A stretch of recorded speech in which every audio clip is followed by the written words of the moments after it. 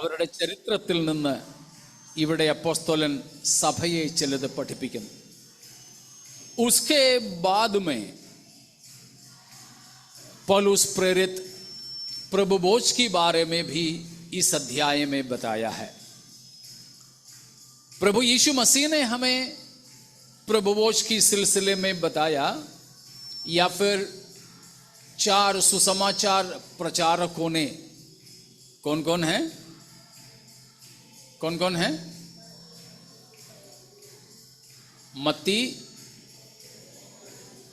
मरकुस, लूका और यूहन्ना, इन चारों ने हमें यीशु मसीह ने सबसे पहले किया हुआ प्रभु भोज की सेवकाई के बारे में बताया जरूर है. और उसके अलावा in addition to the gospel accounts of the Lord's Supper,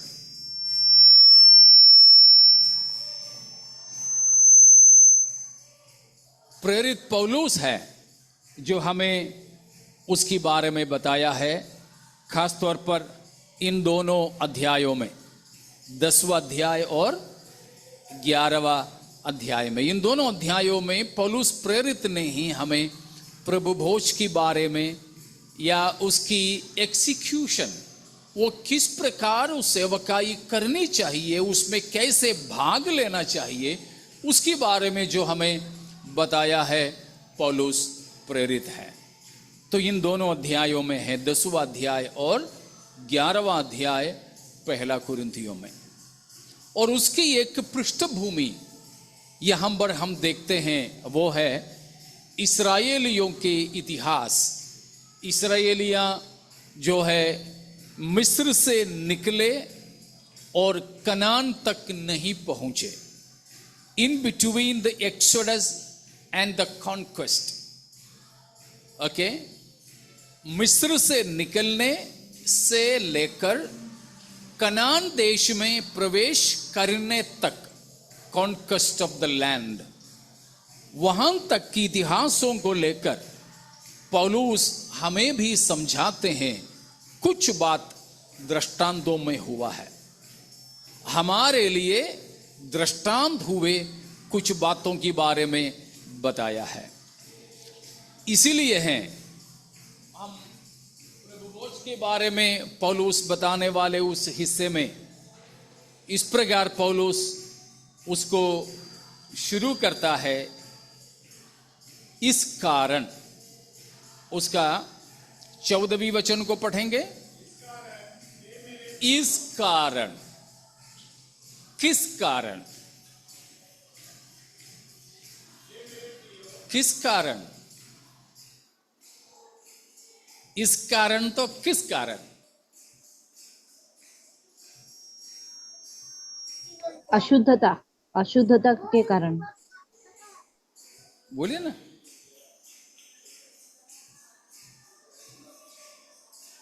या उसके लिए है हमें 10 अध्याय की शुरुआत पढ़ने की जरूरत. 10 अध्याय की शुरुआत को पढ़ेंगे. हाँ, हम इस बात से अनजान ना रहें. क्या है, किस बात से?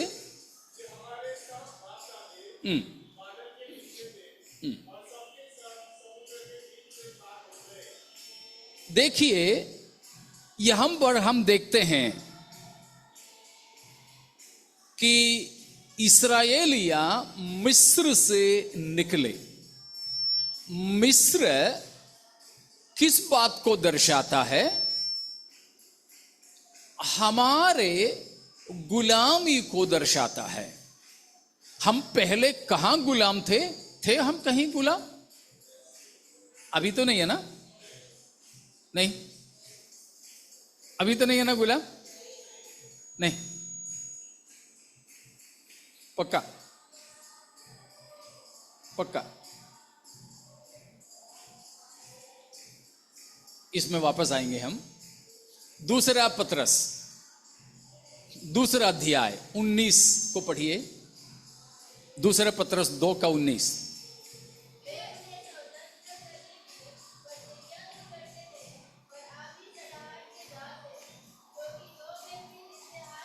क्योंकि जो व्यक्ति जिससे हार गया वो उसका दास है। यहां गुलामी की परिभाषा दिया है, डेफिनिशन ऑफ स्लेवरी। അടിമത്വത്തിന്റെ നിർവചനമാണ് നാം ഇവിടെ കാണുന്നത്. ഒരുവൻ ഏതിനോട് തോൽക്കുന്നുവോ അവൻ അതിന് അടിമ അഥവാ ദാസൻ.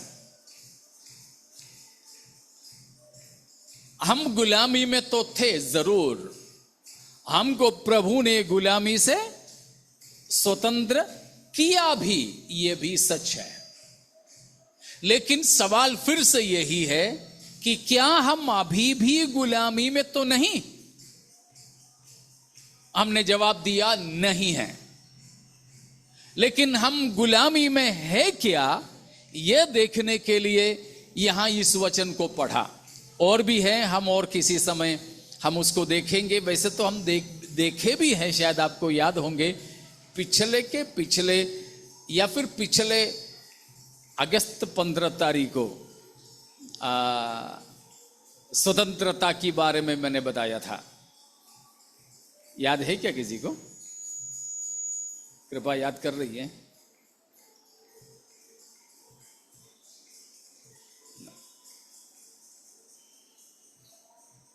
हमारे घर में था मीटिंग। उस समय ऑनलाइन में और किसी चर्च भी हमारे साथ में संदेश के लिए जुड़े थे, तो संदेश ऑनलाइन उस चर्च के लिए भी और हमारे लिए भी एक साथ में हमने दिया था। उस समय मैंने इन बातों को बताया था, लेकिन हमारे सभी जगहों पर विश्वासियां हम पास्टरों के लिए बहुत मददगार है, इस तरह कि उन्हें याद ही नहीं रहता है, तो हमें एक ही संदेश से बहुत दिन तक बहुत बार प्रचार करने को मिल जाएगा। आपकी शुक्रिया हो। तो मैंने उस समय भी बताया था इस बात को, पूरी बातें नहीं बताऊंगा, इसमें से बस वो एक परिभाषा पतरस ने जो दिया है, मिला? लिखते नहीं है ना, दूसरा मोबाइल में वो गया, दिखा देना एक दिन पूरा नोट्स। यहां पर कौन है गुलाम? जो जिससे हारता है वो उसका दास है। सीधी सीधी बात, मेरी बात नहीं है, बाइबल की बात। तो क्या हम किसी बात से हारते हैं? हाँ जी, जल्दी जल्दी बोलिएगा, समय नहीं हमारे पास। हम किसी बात से हार जाते हैं? ഏതിനോടെങ്കിലും നാം തോൽക്കാറുണ്ടോ? അത് നമ്മെ ജയിക്കുന്നതല്ല, നമ്മളങ്ങ് തോറ്റു കൊടുക്കുന്ന. नाराज हो गए? बताइए ना, ऐसे कुछ है जो हम पर जयवंत हो जाते हैं, हम जिसके सामने हार जाते हैं? है जी? हैं तो हम अभी भी उन चीजों के गुलामी में हैं। उनसे भी हमको क्या चाहिए? स्वतंत्रता चाहिए। हां, जरूर कुछ हद तक हम स्वतंत्र हुए, लेकिन हम अभी भी गुलामी में रहना पसंद करते हैं। बात यह है। तो मिस्र, इजिप्ट किस बात को दर्शाता है? आवर ओल्ड मास्टर, हमारे पुराने स्वामी को दर्शाता है मिस्र, क्योंकि इस्राएलिया मिस्र में गुलाम थे। परमेश्वर ने उनको वहां से छुड़ाया और बिल्कुल लोहे की भट्टी से उन्हें छुड़ाया करके बाइबल बताते हैं। ഇരുമ്പുലയിൽ നിന്ന് ദൈവം അവരെ സ്വതന്ത്രരാക്കി എന്നാണ് തിരുവെഴുത്ത് പറയുന്നത്. 400 വർഷം അവർ അടിമകളായിരുന്ന ഈജിപ്ഷ്യൻ ശക്തിയിൽ നിന്ന് അവരെ ദൈവം വിടുവിച്ചു. परमेश्वर ने इस्राएलियों के 400 साल की गुलामी से छुड़ाया. कहां से? कहां से? मिस्र से. वो हमारे लिए भी दृष्टांत है कि हम भी कई शैतान के और पाप के, श्राप के, बुरे आदतों के वगैरह वगैरह गुलामी में थे. लेकिन परमेश्वर का धन्यवाद हो, परमेश्वर ने हमें भी क्या कर दिया? उन गुलामी की अवस्था से छुड़ाया है. जरूर प्रभु का धन्यवाद हो. Praise God. इसीलिए प्रकाशित वाक्य 11वां अध्याय में बताया है यरूशलेम के लिए कि आत्मिक भाषा में यरूशलेम मिस्र कहलाती है. आत्मिक भाषा में मिस्र कहलाने वाली जगह है यरूशलेम. यरूशलेम. तो हमारे भी गुलामी से प्रभु ने छुड़ाया, हमको भी एक्सोडस किया, हमें भी एक निकास दिया है. निकास दिया है. तो हमें मिला हुआ निकास, उसके लिए जरूर प्रभु का धन्यवाद करें. और उसके बाद में कहा है वे मिस्र से निकले. उसके बाद क्या हुआ?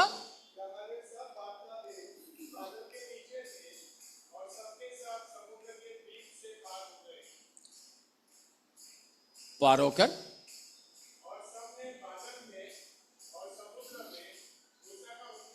मूसा का बपतिस्मा लिया. छुटकारा पाया तो उसके बाद क्या चाहिए? बपतिस्मा. यहां वही हुआ है कि वे बादल के नीचे, क्योंकि परमेश्वर की उपस्थिति का बादल उनको घेरे हुए थे, और लाल समुद्र से पार हुआ. पिछले हफ्ता भी हमने देखा. इसीलिए पौलुस कहता है वे बादल और, बोलो ना, समुद्र में से होकर वे किसकी बपतिस्मा ली? मूसा का बपतिस्मा. मूसा का बपतिस्मा का मतलब है कि वे मूसा से मिल गए. मलयालम में ऐसे ही लिखा हुआ है, മോശയോട് ചേർന്നു. സ്നാനം എന്തിനു വേണ്ടിയാണ്? बपतिस्मा किस लिए है? रखो, बंद करके रखो अभी बाइबल, ध्यान इधर दो. बपतिस्मा किस लिए है? मसीह यीशु के साथ मिल जाने के लिए, एक होने के लिए. तो उससे पहले इस्राएलियों ने बपतिस्मा लेकर किससे मिले? मूसा से. इसीलिए उसको मूसा का बपतिस्मा बताया है. रोमी 6 में हमारे बपतिस्मा के लिए क्या क्या नाम दिया सिमरन? कल परसों हम सीखे थे. समझ बपतिस्मा क्या है, परिभाषा दिया था, उसमें 5 बात लिखे. तो उसमें से पहला वाला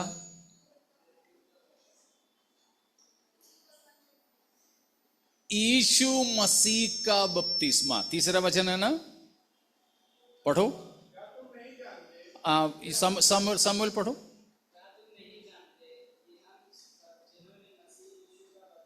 किसका? मसीह यीशु का. और पुराने नियम में इस्राएलियों ने, वापस चलेंगे 1 कुरिन्थी 10 में, उन्होंने मूसा का बपतिस्मा लिया. उसी तरह हमने किसका बपतिस्मा लिया? आशीष, आपने तो नहीं लिया, लेकिन सबने किसके बपतिस्मा लिया? मसीह यीशु का. जोहान, किसका? मसीह यीशु का. मतलब united with Christ. United with Christ, Masih से हम मिले. ठीक है. आगे बपतिस्मा हो गया तो फिर आगे क्या चाहिए? सबने एक ही आत्मिक भोजन किया, पिया, हाँ, वो कौन था? वो चट्टान मसीह था। उसका मतलब बपतिस्मा के बाद वे आत्मिक भोजन किए और मसीह रूपी चट्टान से वे पिए। उन्होंने खाया हुआ खाना कौन सा था? अखमीरी रोटी, है ना? फिर खमीरी, वही कौन सा था पूछ रहा हूं मैं। अखमीरी रोटी ना?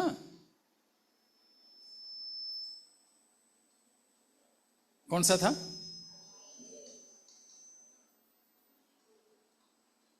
कौन सा था सुजीत ब्रदर?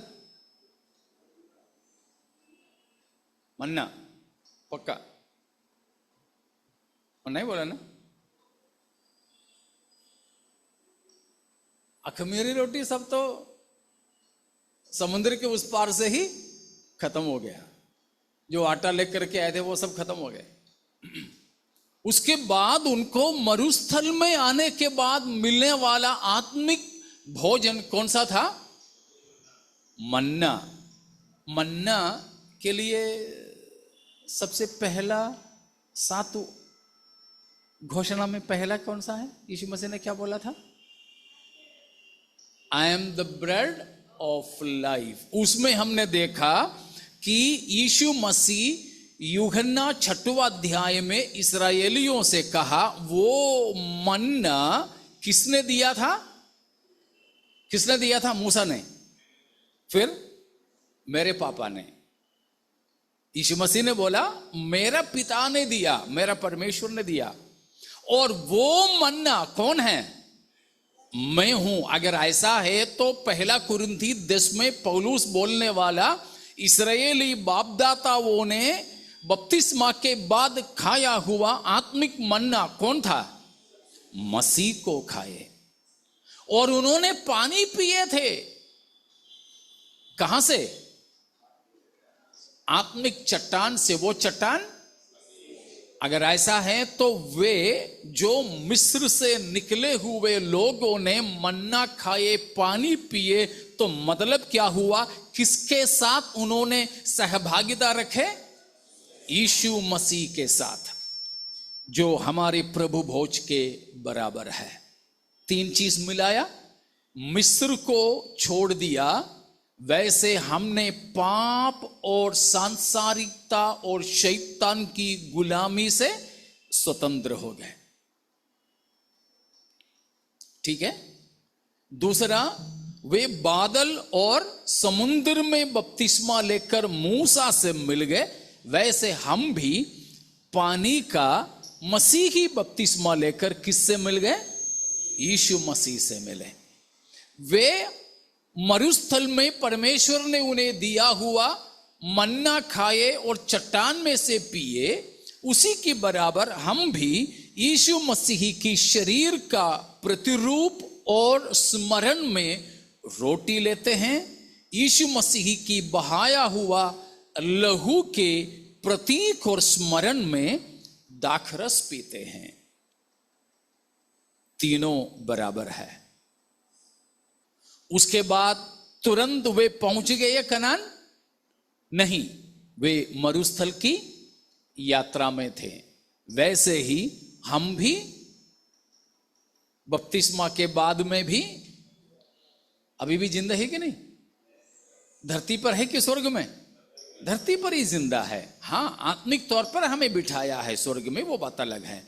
लेकिन अभी भी हम शरीर में इसी धरती पर रह रहे हैं। हमने वायदा को पाया? वायदा को पाया? पाया आशीष? तो फिर आपको इब्रानियों 4 में लेके जाना पड़ेगा। ഇബ്രാനിയോൻ 4 ഇബ്രായ ലേഖനം 4-ാം അധ്യായം 1 മുതൽ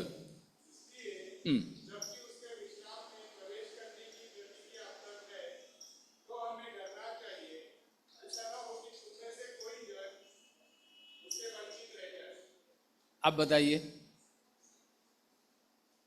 वायदा हमने पाया।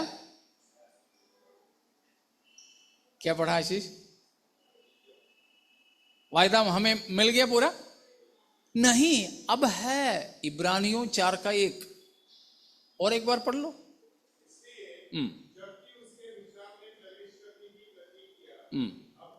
अब तक हैं, अब तक हैं, पूरा हुआ नहीं, इसलिए हमें डरना चाहिए। मिल गया तो फिर डरना है नहीं, अब तक है, बाकी है वायदा। किस वायदा? विश्राम में प्रवेश करने का। हम कोई विश्राम में प्रवेश किया क्या अभी?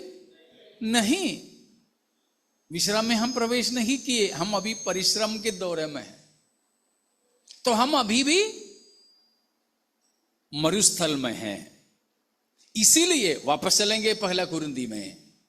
इसीलिए पौलुस कहता है, हाँ आगे, हाँ,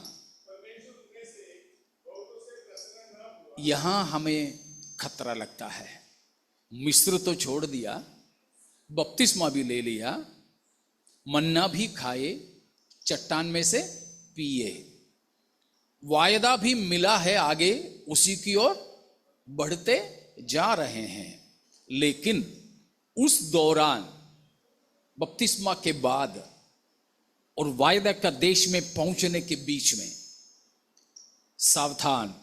यहां लिखा है, परमेश्वर उनमें से बहुतों से प्रसन्न नहीं हुआ। और एक और चीज वहां लिखा है, इसीलिए वे जंगल में नाश हो गए, ढेर हो गए। മിസ്രയീമിന്റെ അടിമത്വത്തിൽ നിന്ന് വിടുവിക്കപ്പെട്ടിട്ടും സ്നാനമേറ്റ് മോശയോട് ചേർന്നിട്ടും ദൈവം കൊടുത്ത ശക്തന്മാരുടെ ഭോജനം കഴിച്ചിട്ടും ക്രിസ്തു എന്ന പാറയിൽ നിന്ന് അവർ കുടിച്ചിട്ടും അവരിൽ പലരിലും ദൈവം പ്രസാദിച്ചില്ല. അതുകൊണ്ട് അവർ മരുഭൂമിയിൽ പട്ടുപോയി. यही है हमारे लिए डर. आज हम इस प्रभु भोज के पास जब आते हैं, ये डर हमारे अंदर बने रहे. This is a positive fear every Christian should possess. हर एक मसीही की जिंदगी में होना चाहिए एक डर है यह कि ये सब कुछ होने के बावजूद भी दो चीज, क्या क्या डरना चाहिए? क्या क्या डरना चाहिए?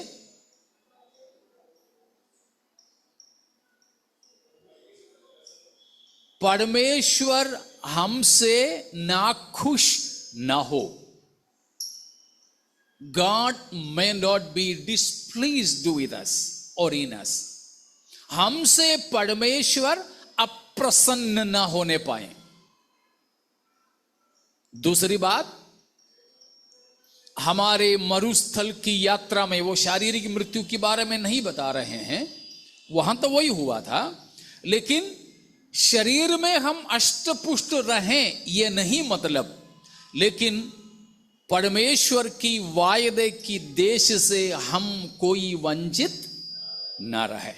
ये दो डर आज हमारे अंदर हो जब हम इस प्रभु भोज की ओर आएंगे, कि ऐसा ना हो कि परमेश्वर हमसे अप्रसन्न नाखुश ना हो, यानी परमेश्वर हमसे प्रसन्न होने पाए, परमेश्वर हम पर प्रसन्न होने पाए.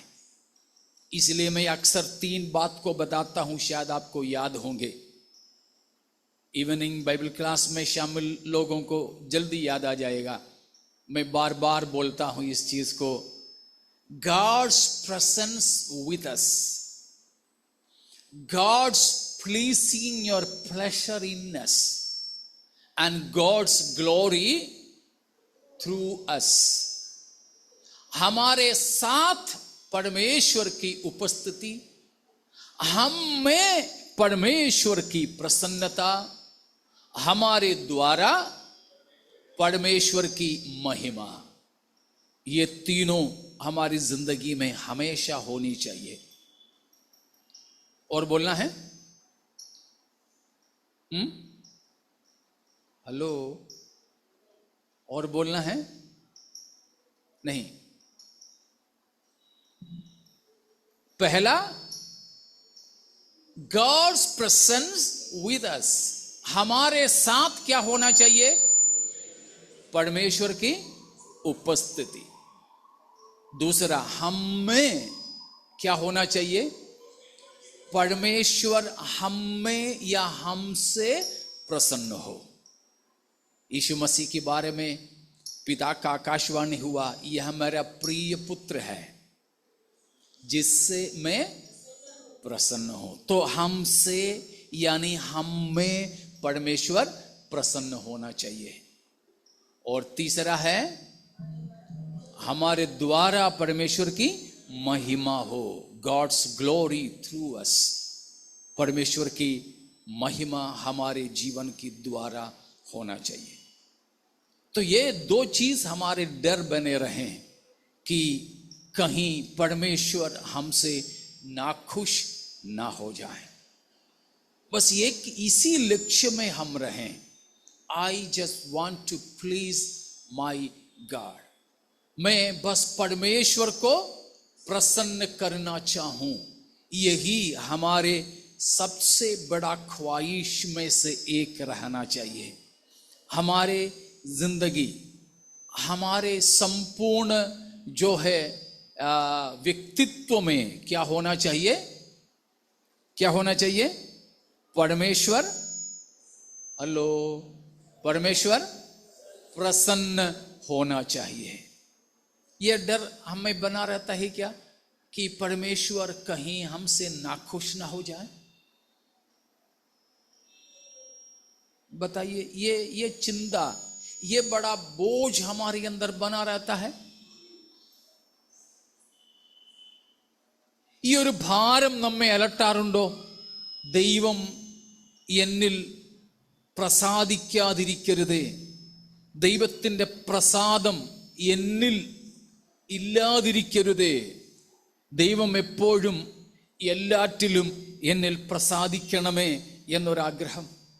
Praise God. और दूसरी बात है, क्या डर हमारे अंदर बना रहे?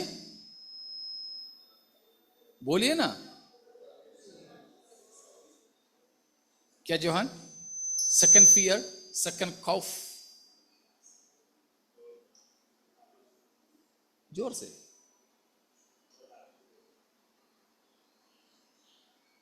क्या अभिषेक?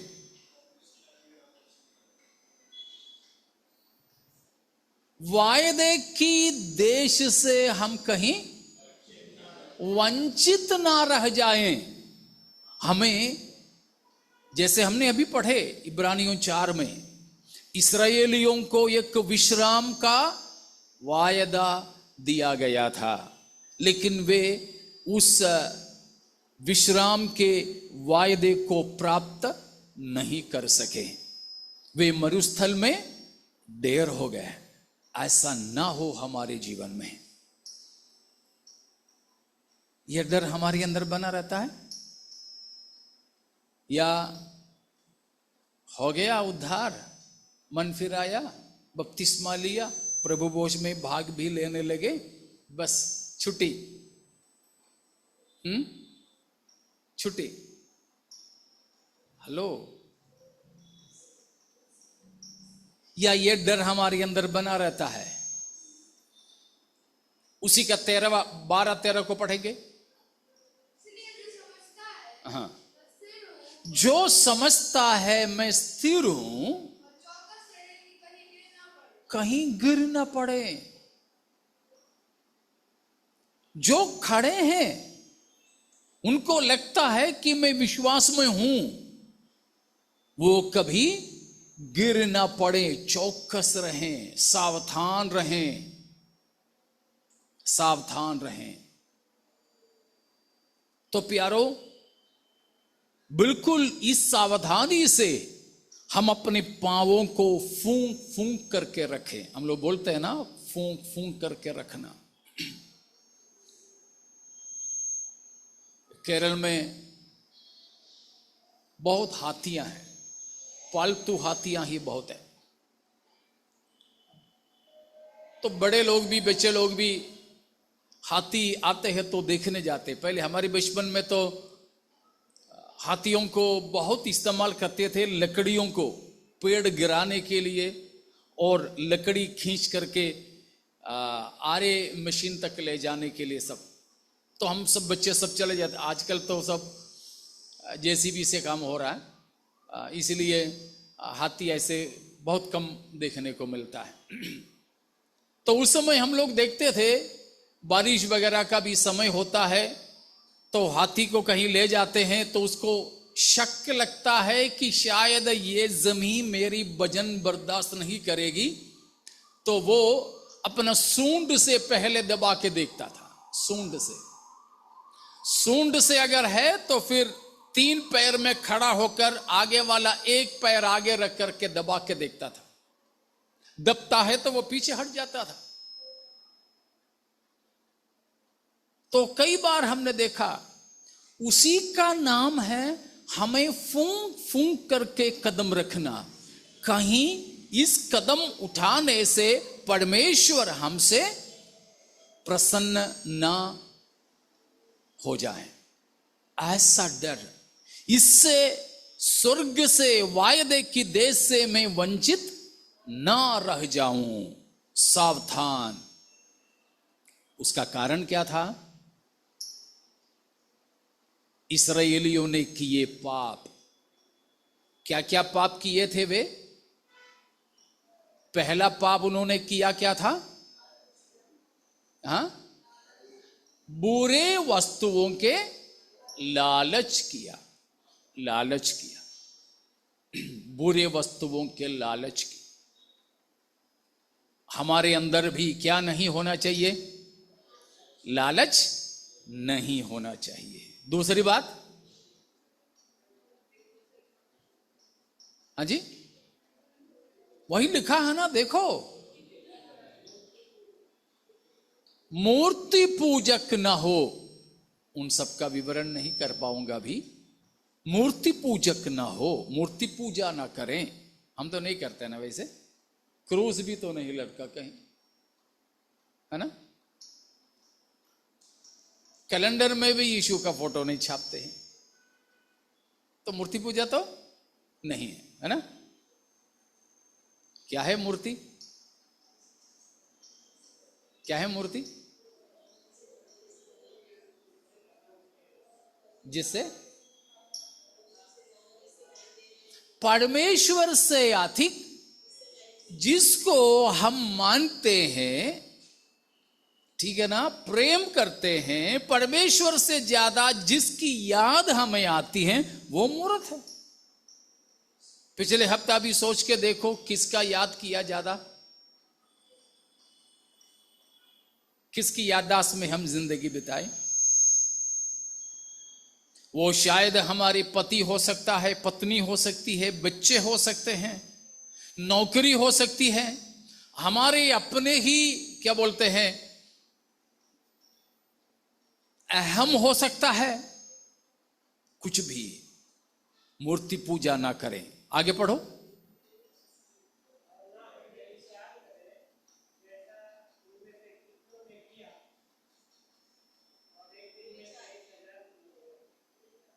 थोड़ा ध्यान से पढ़ो ना।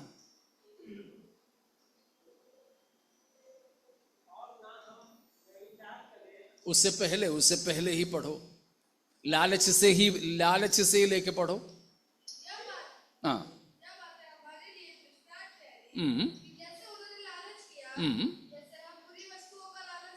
हाँ।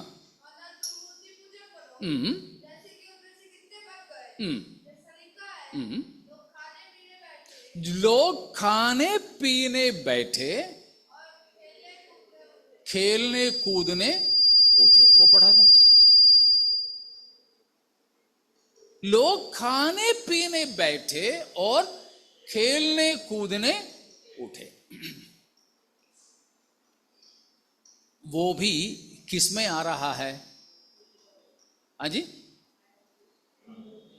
मूर्ति पूजा में।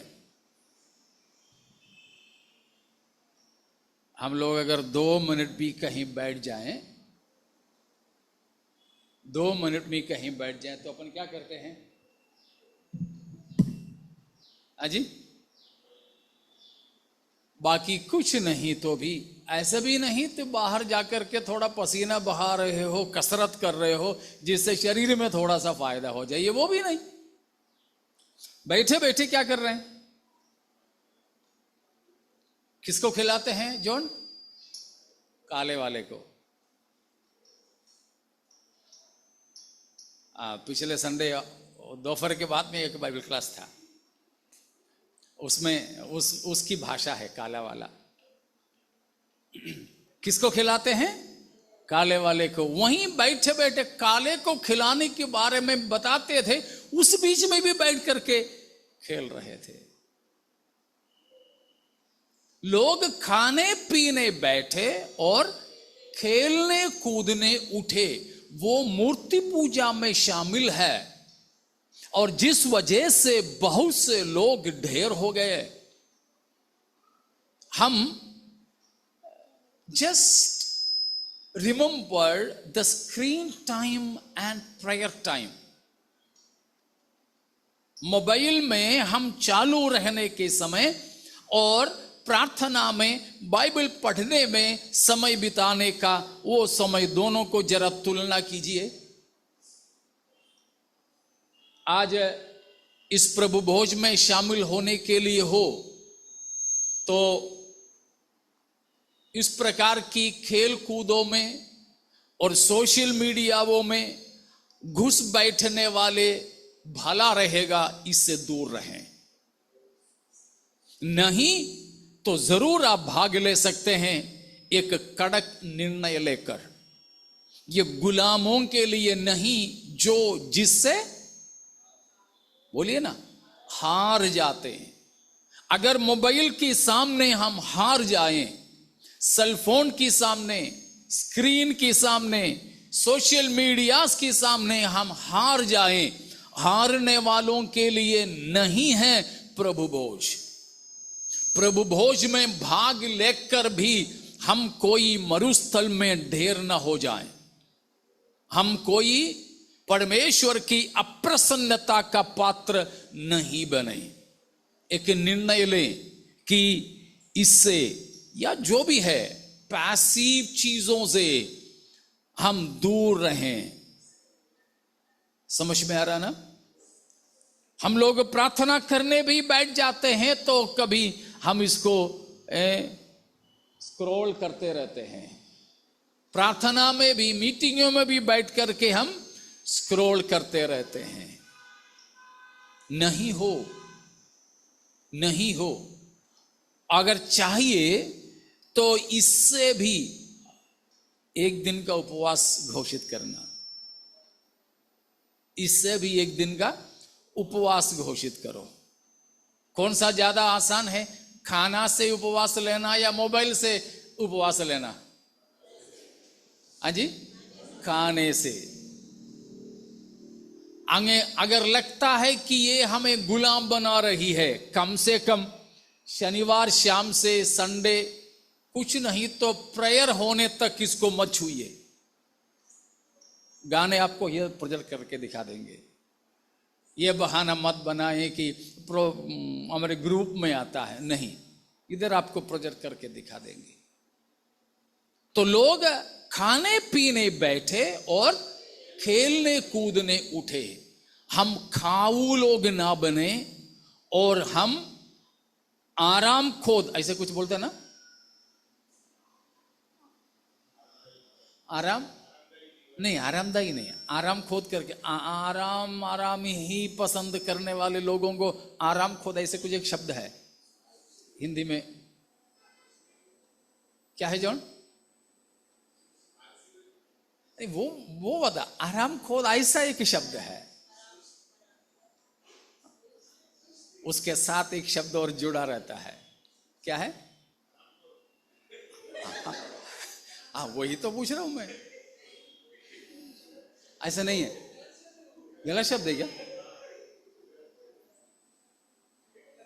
मतलब आराम ही आराम चाहने वाले लोग, उनको बाकी हमेशा क्या चाहिए? खाना है, खा करके कहीं पड़े रहना है, कुछ भी करना नहीं पसंद है। तो वे खाने और खेलने वाले, उस वजह से मिस्र से निकले, लाल समुद्र पार किए, चट्टान की पानी पिए हुए लोग मरुस्थल में मर गए। हमारे साथ ऐसा नहीं होने पाए। तीसरा पाप उनका यह था, क्या है? तीसरा पाप यह था कि वे आराम करने, खेलने कूदने, खाने पीने में शौकीन थे। ऐसा हम ना हो। पिछले संडे आफ्टरनून की बात, खाने पीने में भी हमें क्या चाहिए? हाँ जी, हाँ, कुछ काबू होना जरूरी है। ठीक है ना? ठीक है। जवानों, बच्चों, घर का खाना खाना पसंद है कि बाहर वाला? हाँ जी, हाँ, घर का। सच में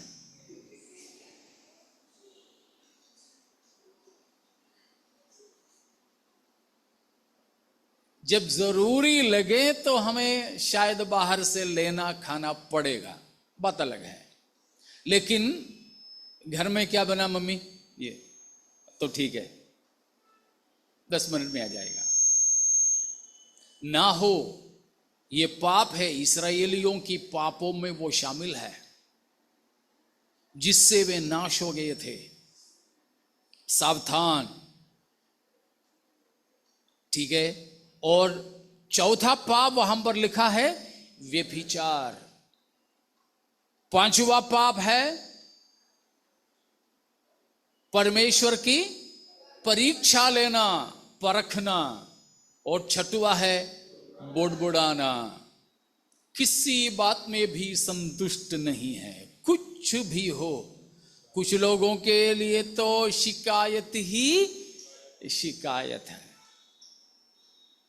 बहुत से पास्टर लोग भी ऐसे हैं। कैसे हैं आपकी कलीसिया? क्या कलीसिया? अरे ऐसे विश्वासी लोग हैं, बस कैसे हैं नया जगह, असंतुष्ट बिल्कुल भी ना हो। हमेशा हम लोग जो बोलते हैं याद करें, Christian life is a life of containment. मसीही जिंदगी एक संतुष्टि का जीवन है। किसी भी परिस्थिति में रखें, उन हर परिस्थिति में संतुष्ट रहें। तो इन पापों के कारण इस्राएली मरुस्थल में ढेर हो गए। ये हमारे साथ ना हो। इसीलिए जो 14 से लेकर के पदों में पौलुस ने लिखा, इस कारण तो इस्राएलियों के साथ ऐसा होने के कारण हम क्या करें? मूर्ति पूजा से बचे रहें। भागो, flee from idolatry, flee from idolatry. मूर्ति पूजा से बचे रहें, भाग जाएं हम। और प्रभु भोज के बारे में नीचे दिया हुआ है। अगर हम प्रभु भोज में भाग लेते हैं तो उसका मतलब है यीशु मसीह के साथ हम संगति रख रहे हैं। आप इस रोटी में भाग लेते हो, प्याले में भाग लेते हो, मतलब है यीशु के साथ हमारी संगति, सहभागिता। अगर मसीह के साथ हमारी संगति, सहभागिता है तो हम भूतों के साथ में कभी ऐसा संगतियों में सहभागिता नहीं रखें। इसीलिए मूर्ति पूजा की वस्तुओं से दूर रहने के लिए कहते हैं। इसीलिए मरे हुओं के लिए कुछ चीजें जब दावत वगैरह होता है तो रिश्तेदार भी हो तो मत जाइए। 13वीं हो, 16वीं हो, सालाना हो, ईसाइयों के बीच में 40वां दिन हो, 41वां दिन हो, ना जाएं। पौलुस यहां जो बता रहा है वो सब किसके लिए चढ़ाया जा रहा है? भूतों के लिए, परमेश्वर के लिए नहीं है। ऐसों में हम भाग नहीं लें। इसीलिए प्यारों, 11वां अध्याय में हम लोग अक्सर पढ़ते हैं कि अयोग्य तरीके से इस मेष में कोई भाग ना ले। क्या है अयोग्य तरीका?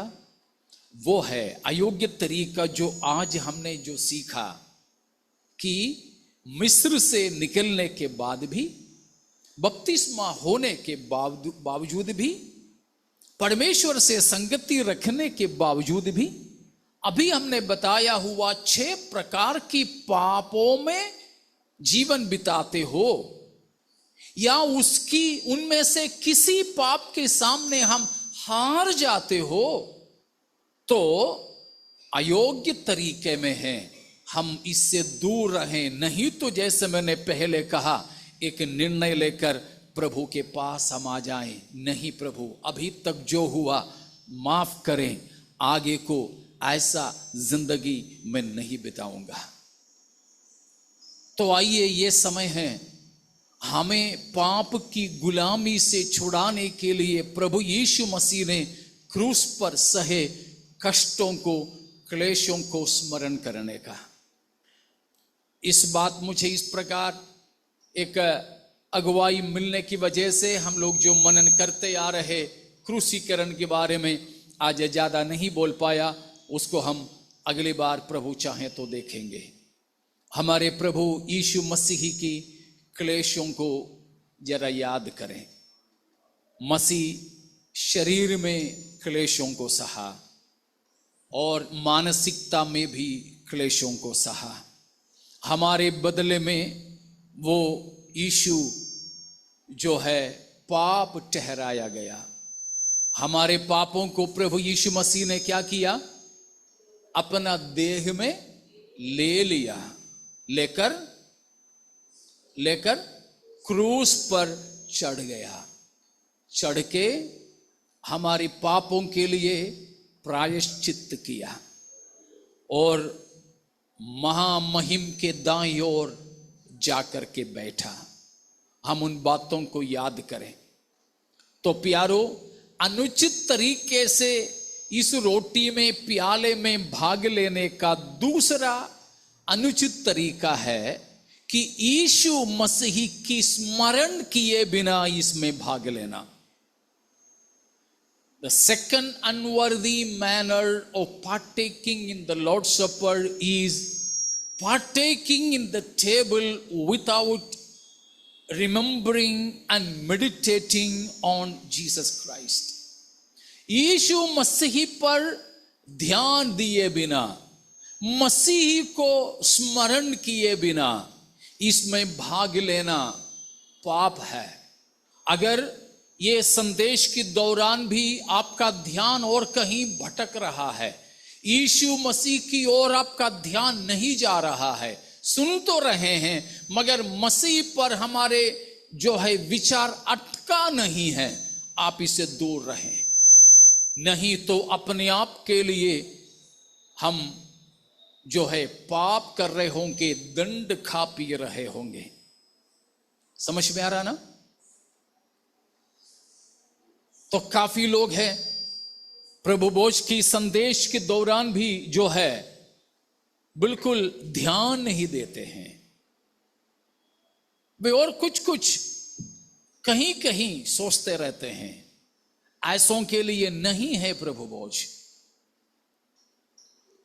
इसलिए नहीं कि पास में लाया जाएगा तो लेकर के खाए ना, ये केवल उन्हीं के लिए है। मसीही की बारे में सोच ले, स्मरण करें। और तीसरी अनुचित तरीका है without properly introspecting, without properly self examining, अपने आप को ढंग से अच्छे से जांचे बिना इसमें भाग लेना तीसरा अनुचित तरीका है। समझ में आ रहा ना? अनुचित तरीके से इसमें भाग लेने वाले अपने आप को दंडित साबित करेंगे। तो प्यारों, हमारे जीवन में आज इस प्रभु भोज में अनुचित तरीके से कोई भाग न ले। 3 अनुचित बात जो मैंने बताया। पहला है, इस्राएलियों की तरह जिंदगी में कोई पाप की गुलामी में अभी भी रहते हुए। दूसरा है, प्रभु यीशु मसीह को, बाकी आप बोलिए, मनन स्मरण किए बिना, ध्यान किए बिना भाग लेना। तीसरा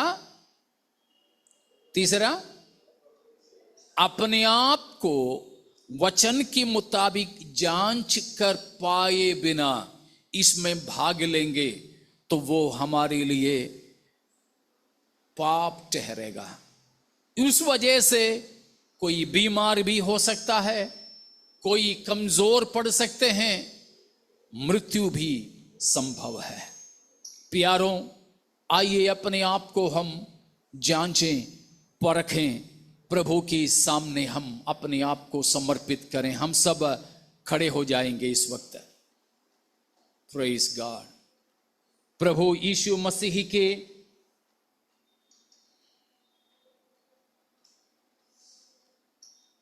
क्रूस को, यीशु मसीह को स्मरण करते हुए, परमेश्वर की प्रेम को याद करते हुए हम इस मेज की ओर आएंगे। साथ ही साथ अपने व्यक्तिगत जीवनों को भी